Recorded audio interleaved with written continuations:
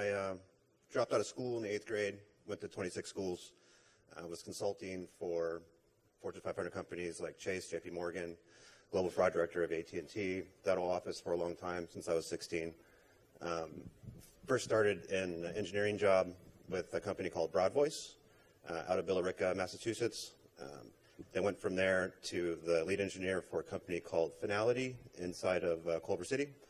And then went from there and started my own support company for Asterisk PBX and FreeSwitch. And then I ended up being acquired from a company called Vitality. And then we made some really great products out of there. We ended up getting acquired by Envoy, was there for 2 years. And we did a lot of acquisitions. And through these acquisitions, it was certain things I've learned. I've been on both sides of acquisitions. And culture has really been something that's really been important to me. Because you can always create a good product. Anyone can create a good product, and I'm very certain of that. But it's the culture that's in these companies that people give the best years of their lives to that is what's really important to me. So while we may have a 911 company now, when I left Envoy, I started a company called Telly.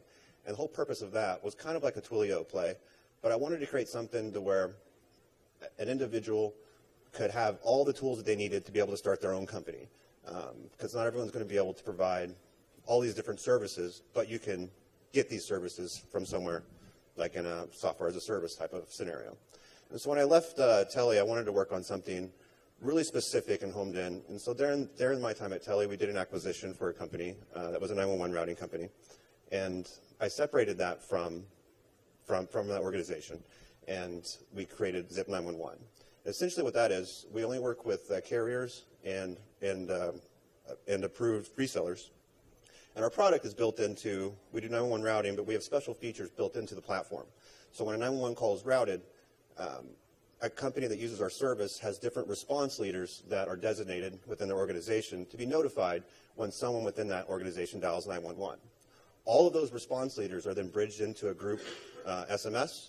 They can also get a voice call, and they can also get like an HTTP post, like a web call, notifying them, so at this location, dial 911. And they're all bridged in, listening live to that 911 call as it's taking place. So while they're getting this information, before the police are even dispatched, they're able to communicate with each other at the same time and then send out a mass alert to everyone at the location, notifying them and telling them what to do. So when you have these types of split seconds of information that's being available to the people within the organization, before the police are even on their way, or health or fire, that can really save a life. But to me, that's not the main thing of why we were doing Zip 911. The main thing to me was culture. Because when I've worked at all these different companies on both sides of the acquisitions and doing these different things, I've noticed that you could be really part of a project, and then someone comes in and buys it, and then it's no longer important to anybody. And I've seen a lot of people, like myself included, like you just kind of get you get hurt in a way.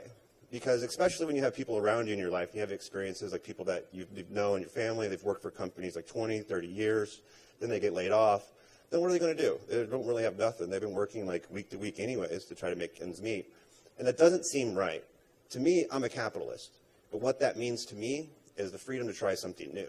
So at our organization, there's a lot of things that we've tried to make new. And it works out with our financial models, and it may not work out for everybody.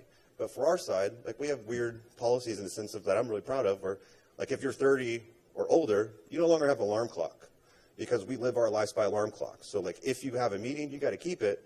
But other than that, people 30 and under, they're the ones that are supposed to be there for those times and have to have an alarm clock. I just think if you're going to give the best years of your lives to something, there should be a point to where it's like you can wake up naturally.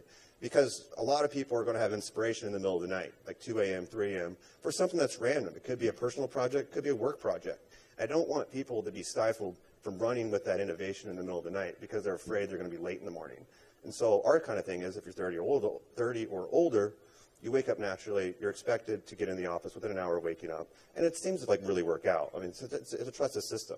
But a lot of these things can be, the problems that can arise from these types of policies can be addressed at the hiring process. The hiring process to me is like what's really important.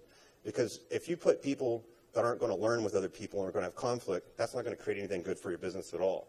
You have to find people that are going to like fit with each other, where this person's going to learn from this person and this person's going to learn from this person. And so that's what's really going to make the organization like become a great thing. Because you can't force culture, but you can try to put pieces in place that can inspire different things to take off. So one thing, the sales process in our business, it sucks. I hate it. Like throughout the whole process of all the companies I worked for, if you go and try to get a contract with someone, they don't care about you or your business. It's not a relationship thing. And all things in life really should be relationships. So when you look at it, like I've had to make things a little bit different to be able to be successful in certain ways, to be creative. Like an example, when I acquired that 911 company back in 2015, we had really good contract pricing, but then the pricing for 911 like went down a lot within the last couple of years. So that made it to where we really couldn't compete in that space with other people. So what I had to do was, if you go to like one of these other companies, I'm not going to say their names, but they want like a lot of volume, like hundreds of thousands, 200,000 like lines to like be able to have certain pricing just to be able to compete. Whereas like if you don't have that already, then you can't compete. So it's not like set up like that. So what I had to do to get creative, which I just want to try and inspire the people here to think creatively when you're doing sales process stuff, is really create a relationship with whoever you're dealing with. Because you can look and see things that they have that can benefit you, and you have things that you have that can benefit them. So what I mean by that is, there's a company that I won't say their name, but they didn't have like SMS traffic as an example, but they wanted to compete in SMS field. And so if they were going to compete, they needed to have crazy commitments just to be able to compete without the traffic. I wanted to have better pricing with 911, but I didn't have at the time the volume to be able to solidify that type of contract to be able to have it, so I couldn't compete.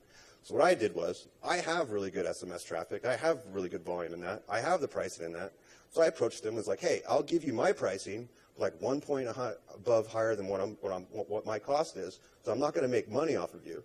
Give me your 911 for 1 point above your cost, so that you're not making any money off of me, but go take what I'm giving you and make money, and I'll take what you're giving me and make money. And that's a symbiotic relationship where now they can compete in that space, and I can compete in this space without having that like big overhead initially.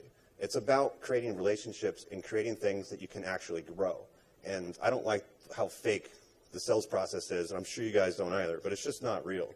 And so there's one thing I could say to you guys before I get off here is that think about culture in a way where you respect people, and think about creating relationships with the vendors that you create with, because those are going to be the lasting relationships that really make a difference in your life.